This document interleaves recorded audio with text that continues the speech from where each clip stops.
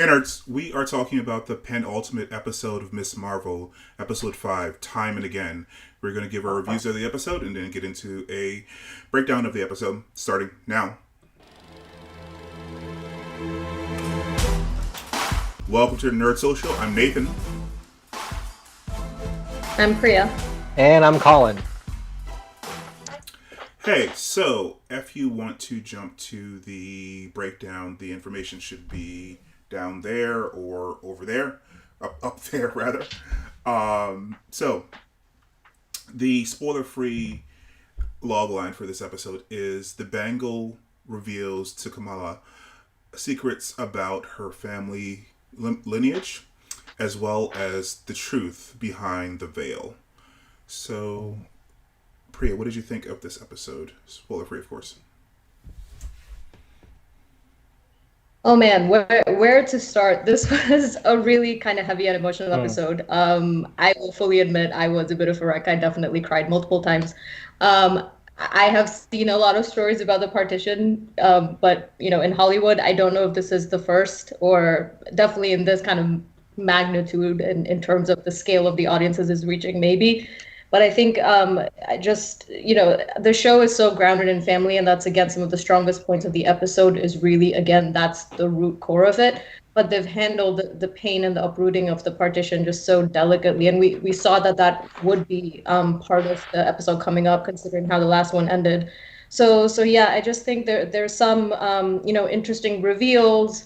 There's some surprises. We do learn more about the veil, as the logline said. So I think overall, I would say I know I love the first two episodes, but I have to say this might be my favorite episode so far of the series. At times, it kind of felt like this was the series finale, and I have to remind myself there was one more episode because it kind of felt like that in some senses. But yeah, just super kind of emotional and well done episode overall, I would say, for me. Colin, what do you think?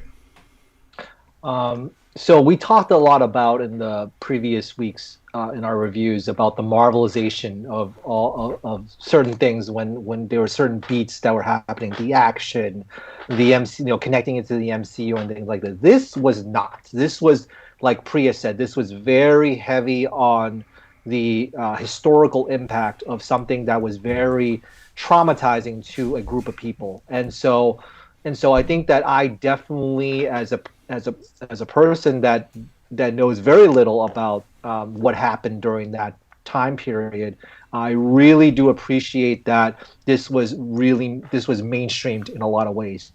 That it also opened my eyes into a history that I did not know much about, and so to me, there was as a historian, as a kind of like history buff, I really appreciated that they took so much care and sensitivity toward a very sensitive topic.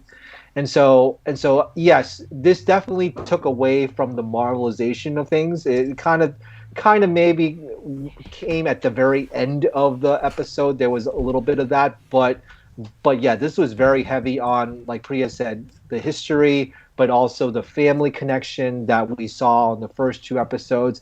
And I think that, as we've seen now 5 episodes of Ms. Marvel, it's probably going to be remembered for this type of historical, not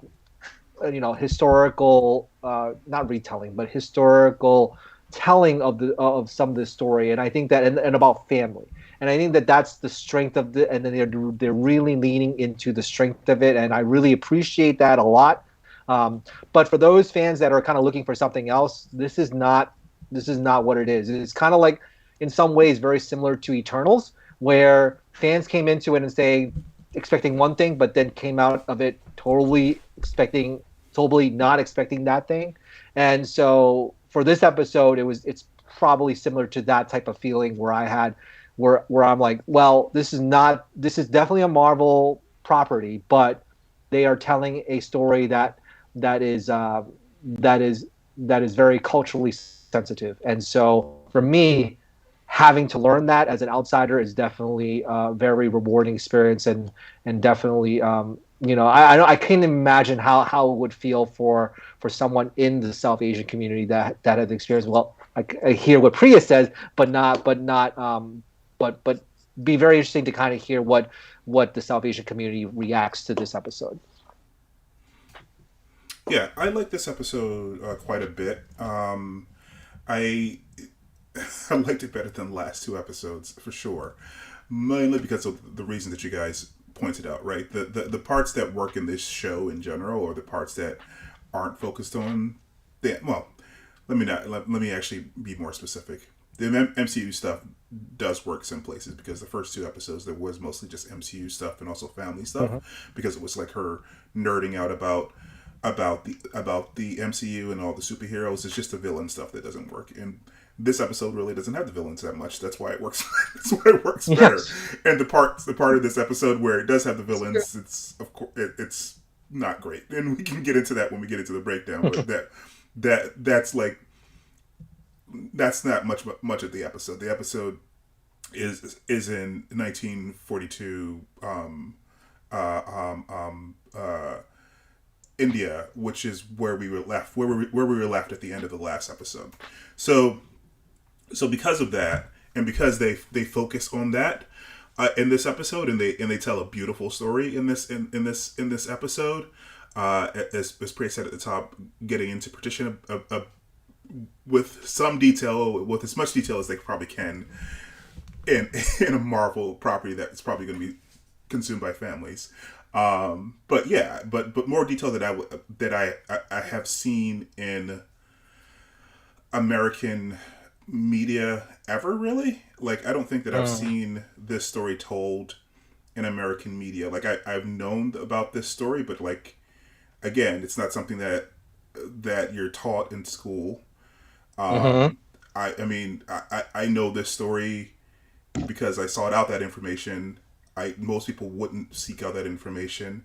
It's not told. I was watching a review earlier this today, and it's not really taught in British schools either.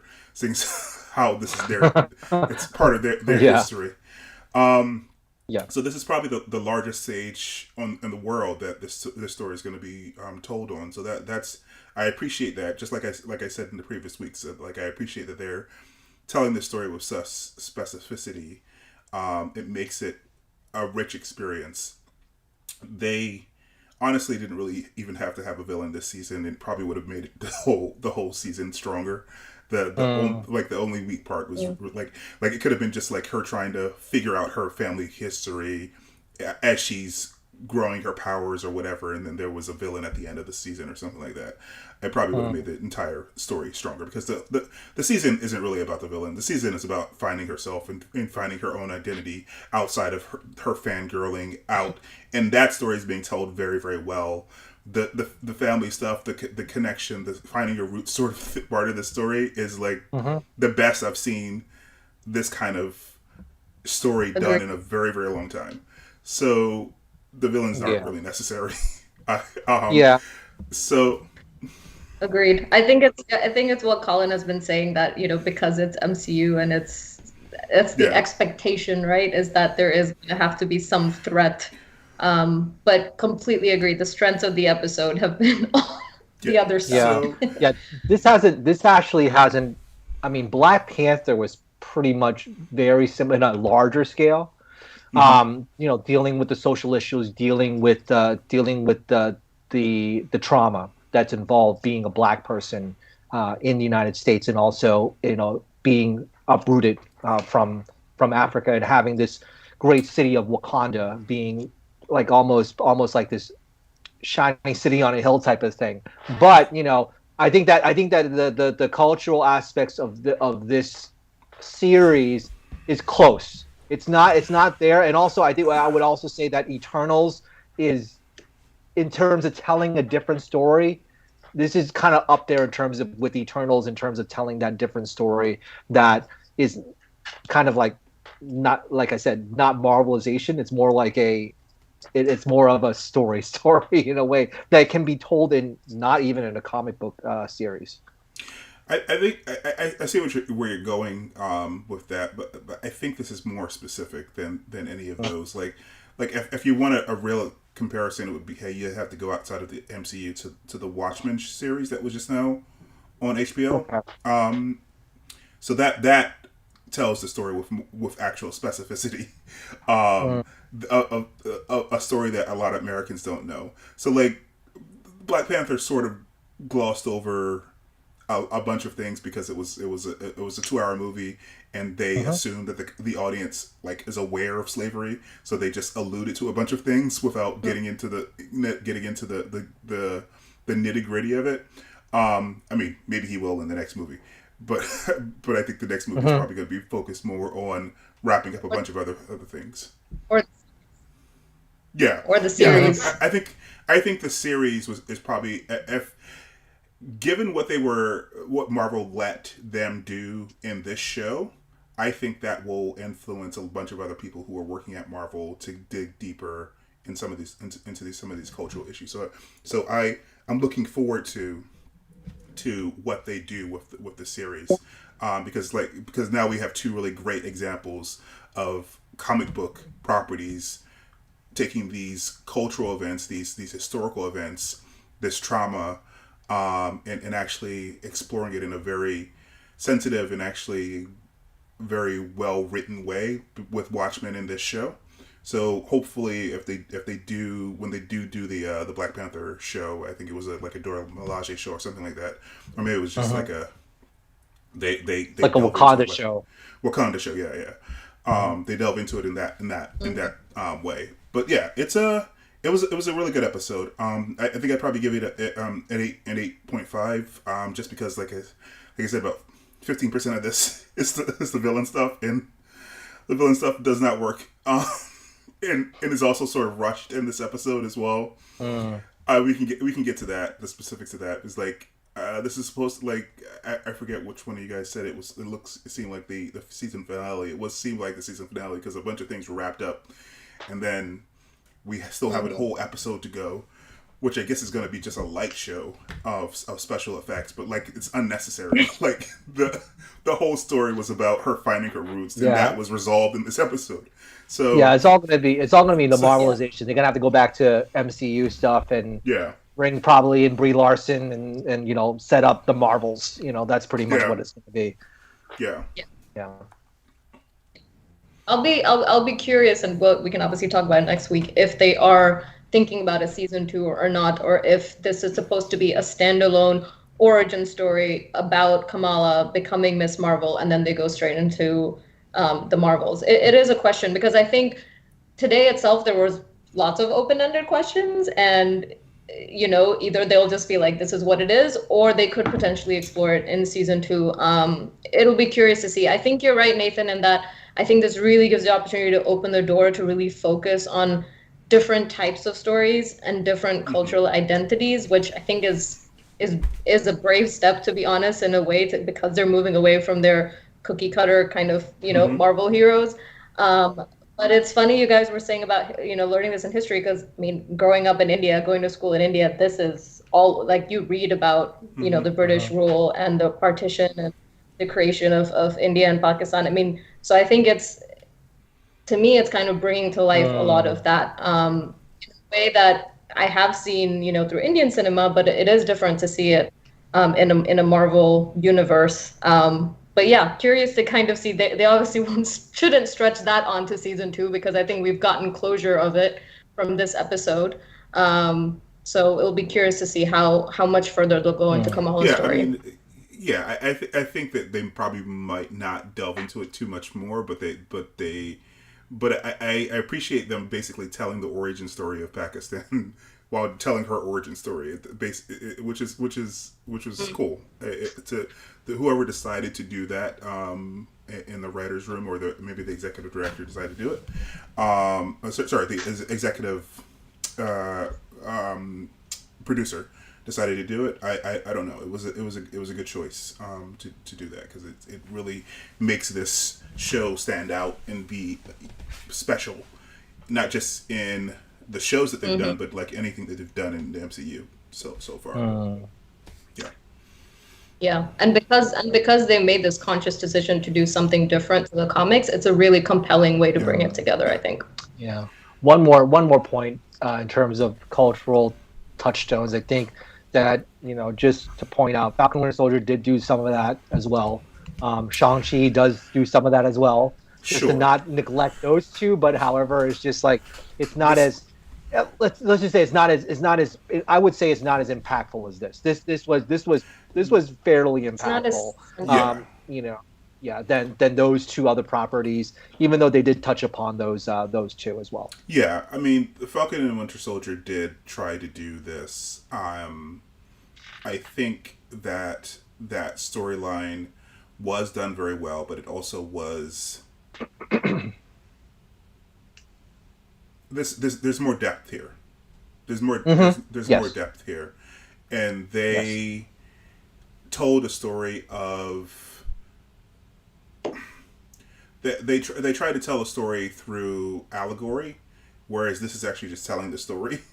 And the characters just happen to be in the story of the actual history, whereas in the Falcon and Winter Soldier they sort of told it through allegory of creating this super soldier who was experimented on, like the Tuskegee experiment. That's like the difference between that and actually talking about the Tuskegee experiment in Falcon and Winter Soldier is the difference that we're talking about here. Whereas where they're just talking about the thing as opposed to creating a thing to talk about the thing, which I. Yeah, it's just kind of more central to the storytelling. But you're right. I mean, it's not to say that other Marvel properties haven't explored cultural aspects for sure. But I think this is really what puts it really in your face. And at the maybe they forefront. feel more comfortable doing that because they're not like they're shaming the British and they're not shaming Americans. Maybe that's the issue. Like it's an American company, so they don't have an issue with shaming the British. Maybe we'll never get that complexity like we did in the Watchmen show from a Disney property because they have to still sell things to Americans. So but they have their own problems right now, Disney anyway, with Florida and stuff like that, which we don't get into. We can get into spoilers now. Bree doesn't have anything else to say. Yeah. We probably should. All right. If there's nothing else, I guess we can get into the breakdown. But before we do that, if you're enjoying the conversation, we appreciate it if you join the conversation by commenting down below, like and subscribe. It really helps the channel out. We're trying to get to 1,000 subscribers by the end of the summer, so we can give you more content like this with more interesting conversations like this from diverse points of view. All right. So, spoilers ahead. Go see the episode if you haven't seen the episode. Alright, what do you guys want to talk about? I mean, it's mostly like a love story in this episode, but we do touch on a bunch of other things as well in this episode. Like this this the is ribbon actually of so when they did the Union Jack.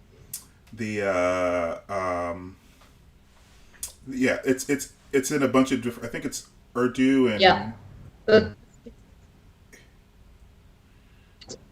it's Urdu, and I think it looks like Hindi to me, or at least like older and different dialects of South Asia. But I think a lot of it is Urdu.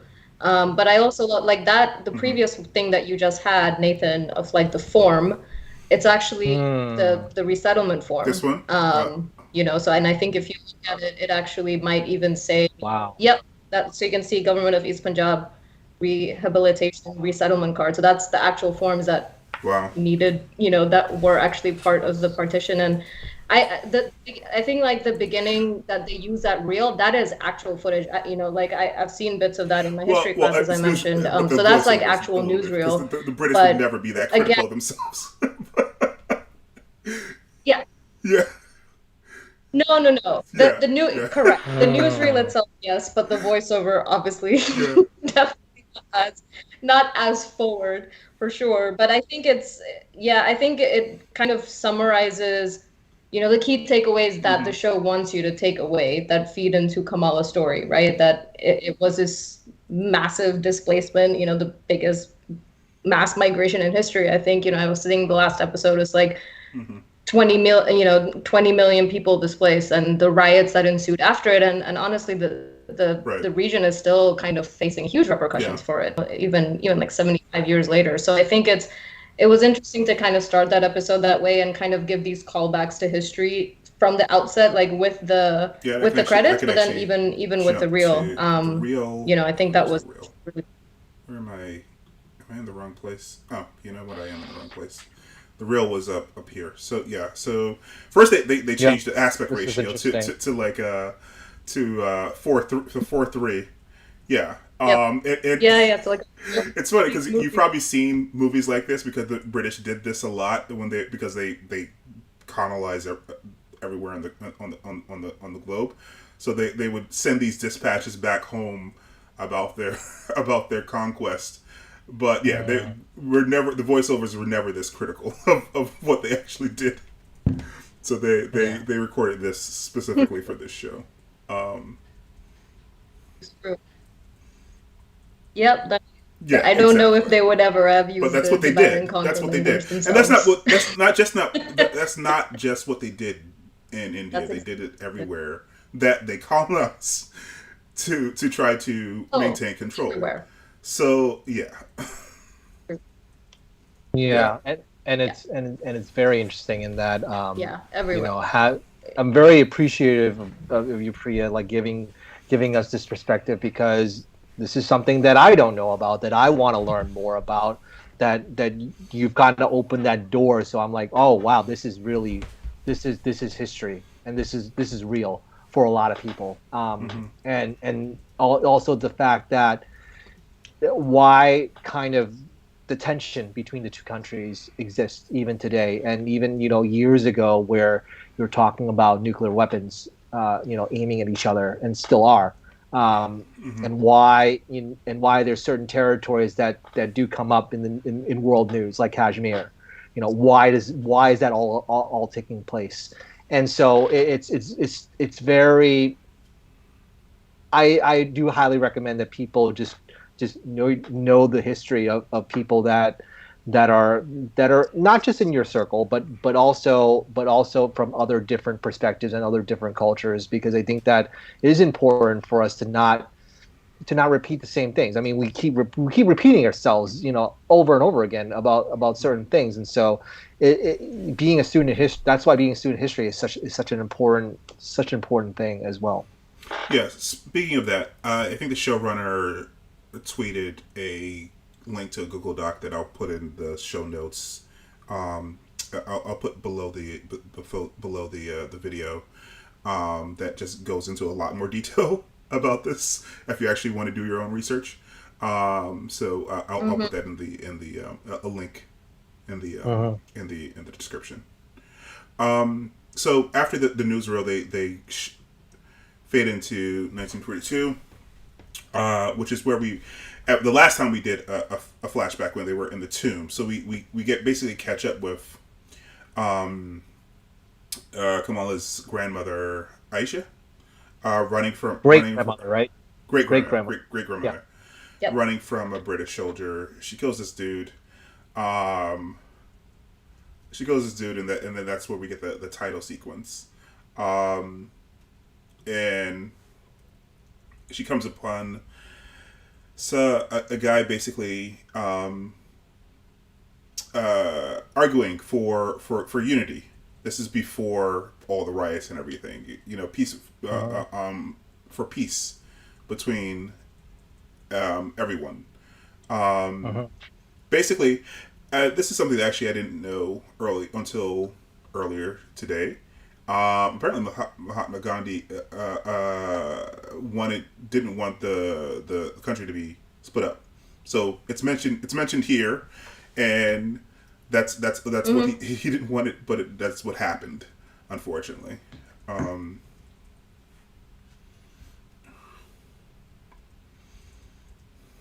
Yeah, I mean that's a whole other story that you'll have to get into, of just like what actually happened around the table and what was discussed amongst the Indian and Pakistani leaders when they were deciding with the British, kind of, where the line was drawn and what's going to happen and all of that. I mean, there's a whole slew of lots of histories and conspiracy theories in South Asia and India around that. But I think it's interesting that they kind of weave that in here, because, they did say 1942. So that kind of, the revolution was this was like very much not the early seeds of it, by far not, because there were lots of seeds of it, but this was kind of the start of the end, you know, like Gandhi was preaching nonviolence. It was kind of amazing how far he was able to get his message to these remote villages, like how they kind of integrated that here with her grandpa, who also is played by a very prominent Bollywood actor. So been seeing a lot of news articles about him from Indian newspapers. I think they're both very prominent But yeah, so I thought who they got to play her great grandmother. She might be. I know him from like Bollywood movies. I'm not as familiar with her, but yeah, I think this was actually really interesting that they kind of wove in that whole revolution aspect into this scene and into her grandfather's character. Yeah, and then the British tried to break up the demonstration or the gathering to in the last death throes of trying to control these people. So yeah, then we transition basically from there to the love story. She passes out in his rose like farm, or I think he's farming roses, and that's their meet cute, and the majority of this episode is basically just their relationship developing, and it's beautifully shot, it's beautifully acted because these are obviously very very professional actors. So I mean this entire episode, like I said, is great. Because of, I mean, they have instant chemistry here. So yeah, and it's written very well as well. So I was hoping that this was going to be far better than the last episode, and I'm glad it is, because like I said, it was not written by committee; it was written by one person. So yeah, I was surprised about this in one aspect is just it's not really quippy, but it was like Marvel humor that was put into this a little bit. Like I think he mentioned like how, you know, would you want to stay like sleeping in my rose bushes forever, and like no, you're welcome to do that, you know, that type of sort of thing. It's kind of like gives a nice light moment to it, not quippy in any other way, but you can definitely see the Marvel humor in it, and I was really happy that because of that it kind of opened her up to like, oh, I can trust this guy. This guy's solid, you know. Yeah, I mean, and there's also the part where she says she's going to break his leg, and he's like, yeah, you want to break this one? I'm not using it much. So I mean, all those little. I mean, it's basically a romantic comedy. Even here, when he says that, I know you're putting on show, because who could resist paratha? Fresh fried paratha. So yeah, all those touches, you can see why he delivers the lines very charmingly. You can see why she fell in love with him. Yes. Yeah. And then he quotes Rumi to her. I'm sorry, anybody who quotes Rumi is like, he knows he's charming at that point. You know? Like, just quote an amazing Persian poet and philosopher, and you have me at hello. I mean, he's a cool talker. It's a charming scene for sure. I'm like, that's pretty good. That's pretty good. That's really, really good. Yeah. And I'll say I was a little thrown off, but I'm not saying this is a fault of anything. I guess I was a little thrown off that they suddenly started speaking to each other in English, because he was just speaking, you know, in Urdu 5 minutes ago, and then suddenly he like assumes that she speaks English, but he knows she's not British. So it kind of threw a little bit that they didn't even try to do that, and then they just have this entire conversation in English. Well, but that's just I will say that when she wakes thing. up, like when he wakes her up, she yells at him in English, so he responds in English. So I think the assumption there is that like she's comfortable in English. I'm going to speak to her in English, but she's not from the village. He knows that she's not from the village, so I think that's how they're kind of getting around it. But yeah, the beginning of this the episode starts with the newsreel, which is in English, but like when you're in the village, they're speaking Urdu, which you would expect, right, in that village. So yeah. Yep. And then later on, where they speed Yeah. it up to 5 years later, she is speaking. So, But I guess don't she you think learned it's that also while she was there. because it's a Marvel property, it's an American-based company, so they're like they have to be in English because I've seen this happen in like even in Asian in like Subtitles. movies involving China or Chinese individuals. Charlotte Club, for example, I'm like they should be speaking in Chinese. They're not. Why are they speaking English? It's like that makes no sense to me. Well, I think they try to like. I will say that I will say this: they are not as afraid of making the audience read for a little bit. The entire beginning of Shang-Chi is it's all in Mandarin. Yes. And so and like I said, even though the newsreel is how this starts, they do that whole scene. You if you don't read, you're gonna miss things. So they're forcing you to read. But yeah, they're not gonna do the entire episode in Urdu or an entire movie in Mandarin. They might do that in the future. No, but at least like the beginning part with this scene, I think it could have been a nice touch, but it's fine. I mean, it's a nice scene whether it's in English or Urdu or Hindi, but it's I like also that it kind of brings back the whoever you're seeking seeks you. He brings in that way. Is seeking you, yeah. So I think he brings it in through the poem, and then that really kind of opens her up even more so, and we see that later on in the episode too. So I think it's a really kind of heartfelt scene. Again, one of the strengths of the episode that we're seeing this sequence kind of really captures that. This is a time jump, and then they do another time jump. So this is her giving him the cane because he's using a rotting tree branch, as she describes it, and she's pregnant. Yeah. And then I think there's another time jump after this to to Sana being like a 3-year-old or something like that. Yeah. No, she's still a kid, man. Oh, she's a 3-year-old. Okay, yeah. Okay. Still like tiny at that time, and then so there's a couple scenes with her as a baby. Okay. Yep. Yeah, but as she's a baby, there's also the backdrop of the country sort of devolving a little bit, and not devolving, but like the British losing their grip is what I meant to say, and you hear on the radio people starting to attack each other and stuff like that on the radio as well. Here it is. So there's the jump. So baby, and now she's basically this age for the rest of the episode. And as we hear about religious unrest sweeping across the country. Yeah. She's still in the crib, though. Yeah. Yeah. I mean, I think that they've done a smart job of kind of integrating her grandfather as kind of, it's kind of what Sana says later as well. Roots are in India, but have to kind of flee to Pakistan's new country, and it kind of happened, right, where Muslims have to kind of not had to, but had the choice to flee, but most of them did, and kind of had to, like they showed you this episode. And then Sikhs and Hindus kind of went the other direction, right? And so it was big, and a lot of it was these kind of religious riots that took place leading up to the partition and right after. So as you said, not everyone left, but like the people were being burnt, their places were being burnt down, and people were being persecuted. So a lot of people did leave. So and he has this exchange with this guy who brings him some, I think, what did he bring him? Some food or milk and vegetables, because they can't afford to buy anything now, because no one will do business with them anymore because they're Muslim.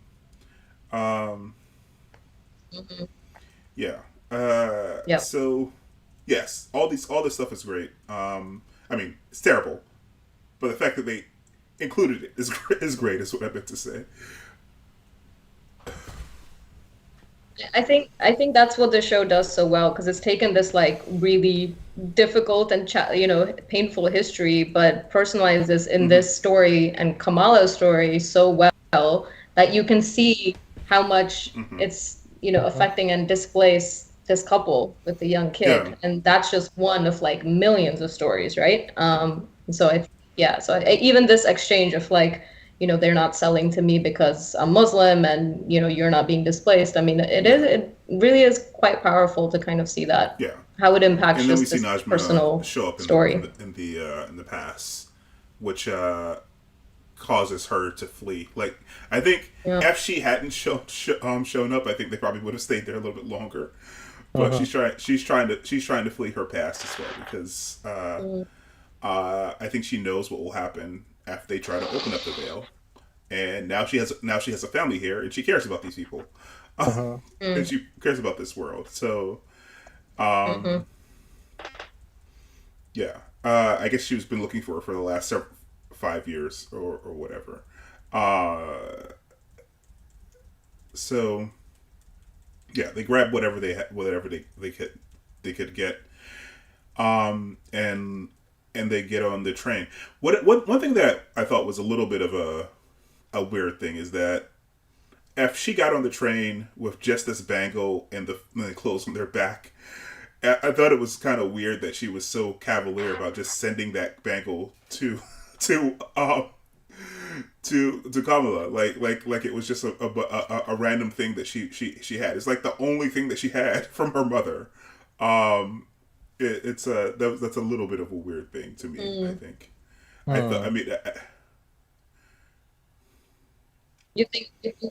You think she should have made a bigger deal, like No, not the it fact just that she seems sent like it, if but this is just the to only bring thing that more she has attention from to her it. mother, she wouldn't have sent it at all, actually, because we have in the previous episode that she was trying to remember her mother.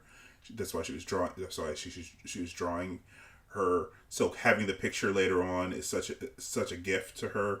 So if she had this one thing that her mother let her play with as a child, I don't know that she would have given it up like that. It's not like that. It's not like they moved. They got on the train with a bunch of their belongings. That's all she had. It was basically the clothes on her back, the bangle, and her father. So.